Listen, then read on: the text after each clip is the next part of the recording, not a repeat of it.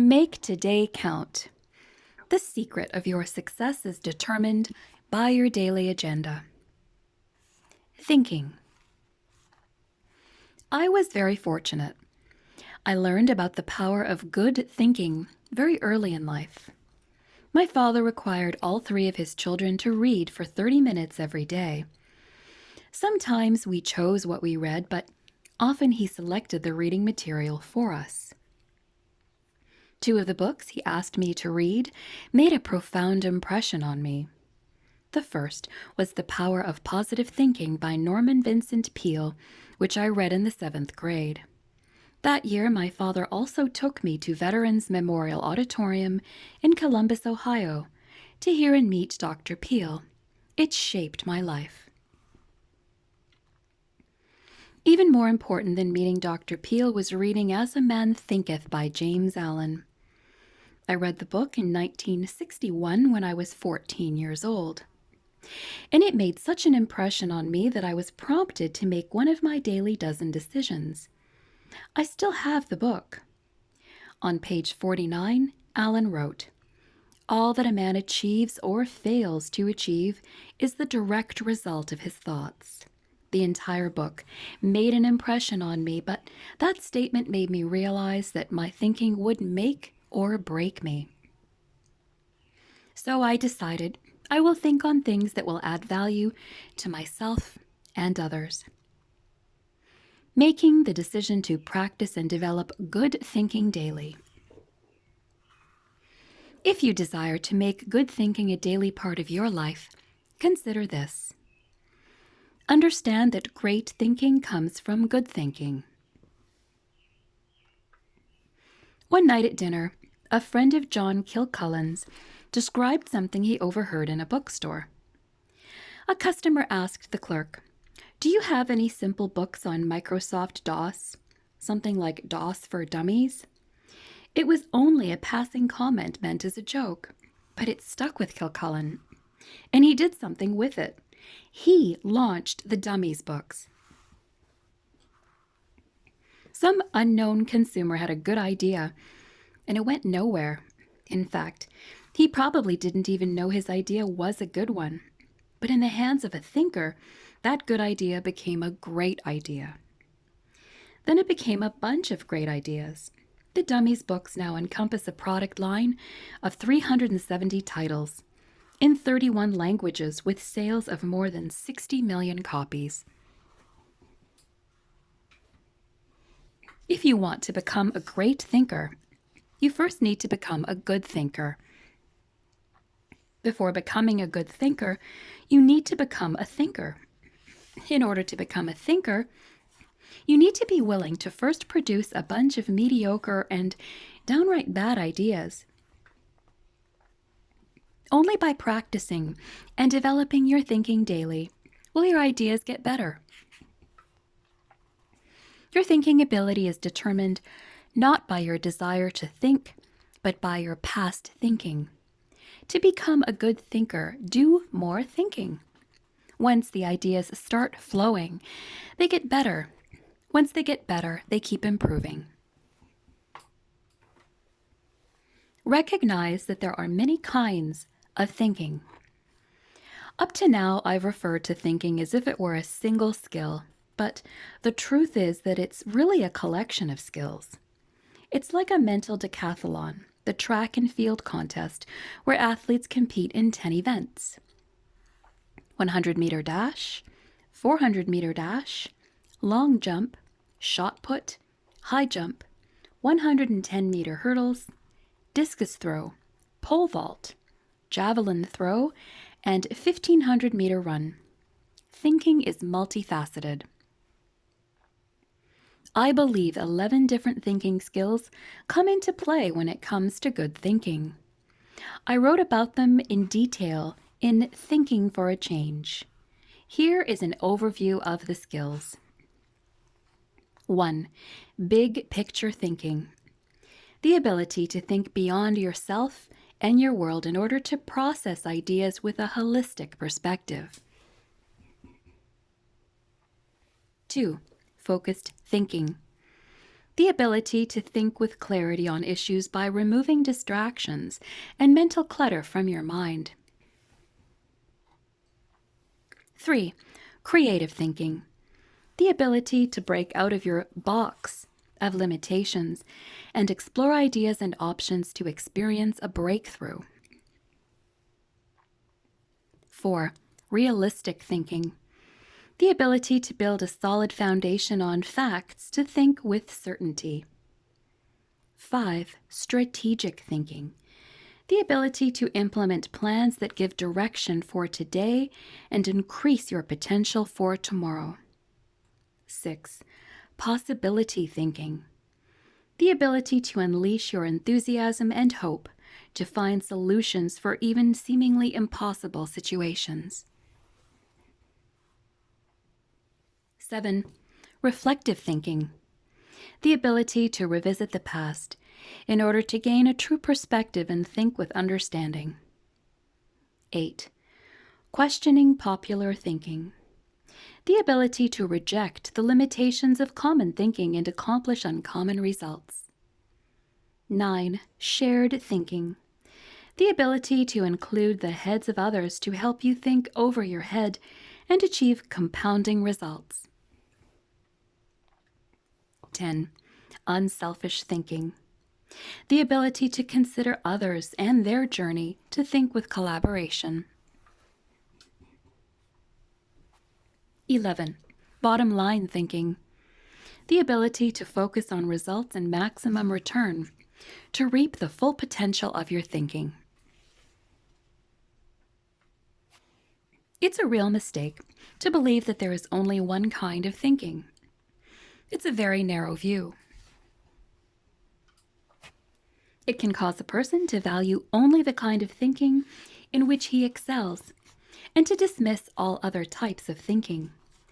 I'm sorry to say that some academicians fall into this trap. Maximize your strengths and staff your weaknesses. Most people are naturally good at a few thinking skills and weak at others, just as it's rare to find an athlete who is good enough in all 10 events to compete in the decathlon. It's a rare thinker who has skill in all 11 thinking areas. So if you recognize that there are many different kinds of thinking, what should you do? Should you try to master all of them? No, I believe that that's a mistake. Let us say, for example, that you are a very good creative thinker, but you're weak in bottom line thinking, yet you want to master both kinds of thinking. How would you get started? Where would you focus your attention? You could probably work on bottom line thinking to get it up to average, but that would require a tremendous amount of time, energy, and resources. And what would it take to advance to merely good? It would take even more effort. The higher you try to climb, the more energy it takes to make less progress. No matter how hard you try, you might not ever make bottom line thinking a strength. What if you gave that time to improving your creative thinking instead? Since you're already good at it, a moderate amount of time and energy could make you excellent. If you really gave it your all, perhaps you could become a world-class creative thinker. That would enable you to generate ideas and make contributions that few others could. That would make you much more valuable and give you a real advantage in your life and career. So what do you do about your weaknesses? Gather people around you who are strong in those areas. That's what I've done for years. In my current season of life, I can hire staff who possess strengths in my areas of weakness. But even before I was the boss, so to speak, I practiced this principle. For 35 years, my wife Margaret and I have worked as a team to compensate for each other's weaknesses. I've often relied on my brother Larry to help me in the area of realistic thinking. And I've made it a practice to partner with friends who think better than I do in a particular area while I do the same for them. Not having to rely entirely on myself when it comes to thinking has been a real advantage for me. Managing the discipline of thinking. It's easy to allow situations and other people to influence your thinking negatively as well as positively. One of the tricky things about seeking ideas and perspective from others is that some people have an agenda other than helping you. That's why it's important to take responsibility for your own thinking. When I was in my 20s, I began to practice this discipline. Every day I will set aside a time to think, and I will determine to think on the right things. If you desire to do the same thing, then do the following. Find a place to think. Beginning with my first job in 1969, I've always found a place to be my daily thinking spot. During those early years in Hillham, Indiana, it was beside a spring outside our home. In Lancaster, Ohio, I used to sit on a big rock. In San Diego, it was an isolated room upstairs at the church. In Atlanta, it's a particular chair in my office. The only time I sit in it is when I need thinking time. Those certainly have not been the only places I've done my thinking, but they are the ones I've designated for the task. But I can make almost any place a good thinking place as long as I don't have to deal with interruptions. Right now, as I write this, I'm sitting on a chair on the balcony of a cruise ship. My family is scattered all over the ship doing different things, and I sneaked away for a few minutes by myself to think about this book and write down some ideas. I want to encourage you to find a thinking place. When it comes to what works, everybody is different. Some people like to be connected to nature. Others want to be in the midst of but removed from activity. My friend Andy Stanley likes to sit alone in a restaurant to think. He says he needs a little distraction. J.K. Rowling, author of the Harry Potter books, wrote her early books while sitting in a cafe. Where you go does not matter as long as it stimulates your thinking. Set aside think time every day. As important as finding the right place to think is carving out the time. I do nearly all my best thinking early in the morning, except for reflective thinking. I usually do that in the evenings before I go to bed. That's when I review my day and try to measure how I did with my daily dozen. But all the other kinds of thinking come best to me in the morning. I often wake up in the wee hours and spend my time just jotting ideas down on a legal pad while sitting in my thinking chair. I recommend that you try to discover the time of day when your thinking is the sharpest. Then set aside a block of time every day just to think. I believe you'll find that you're much more productive and focused as a result. Find a process that works for you. Everybody has a different way of approaching the process of thinking. Poet Rudyard Kipling had to have pure black ink for his pen before he could write.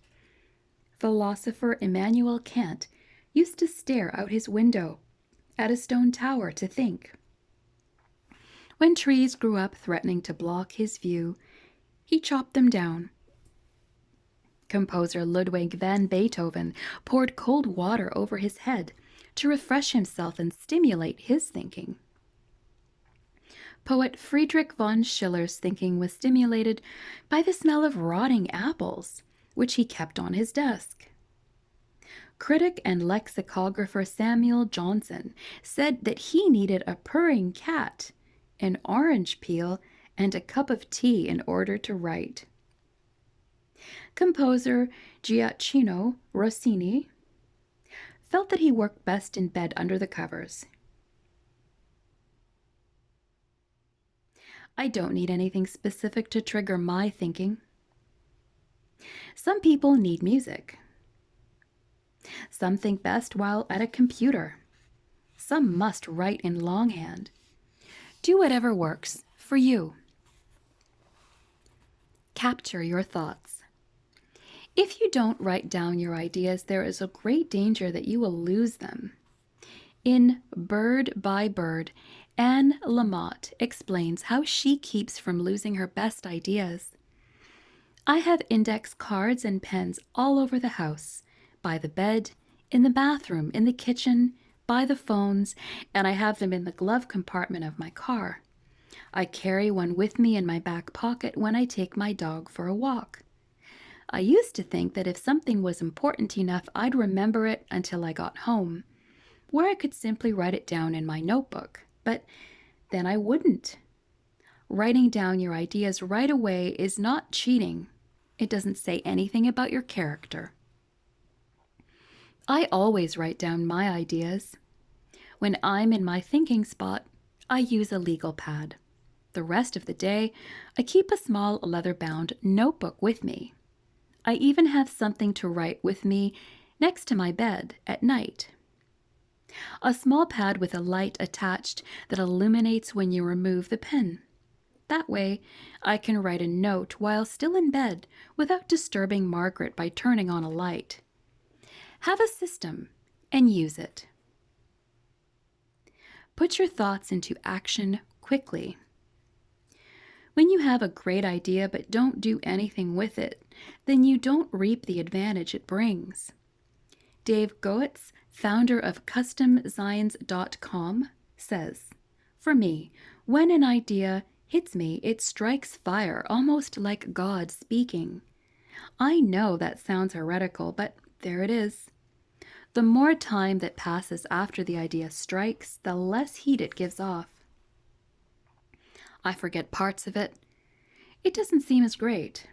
Ideas have a short half-life."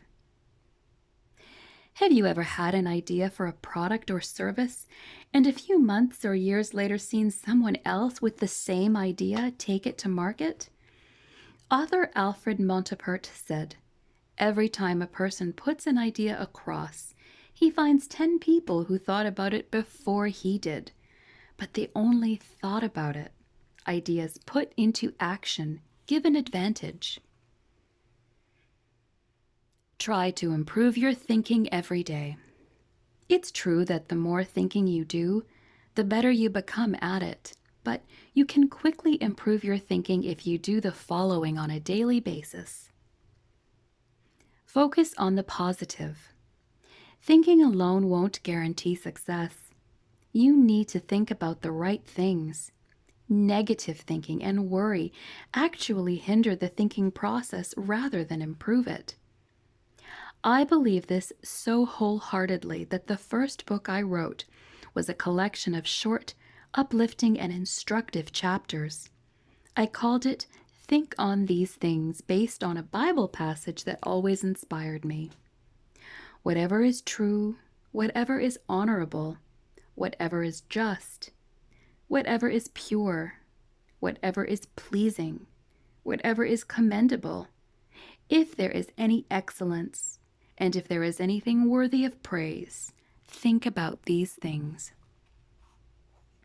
Focus on the positive, and your thinking will move in a positive direction.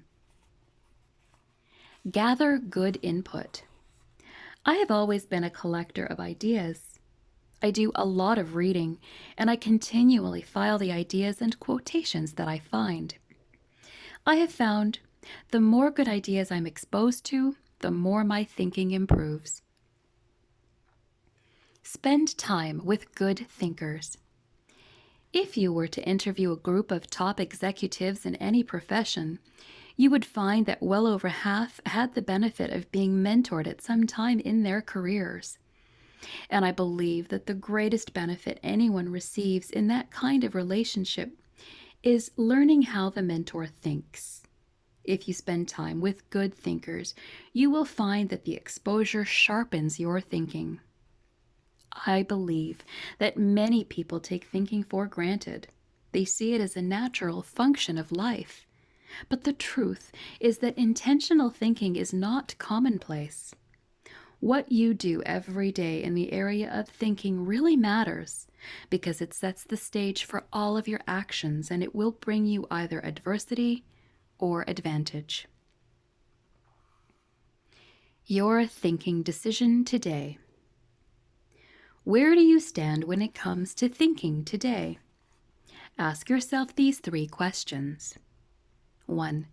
Have I already made the decision to practice and develop good thinking daily? 2. If so, when did I make that decision? 3. What exactly did I decide? Your thinking discipline every day. Based on the decision you made concerning thinking, what is the one discipline you must practice today and every day in order to be successful?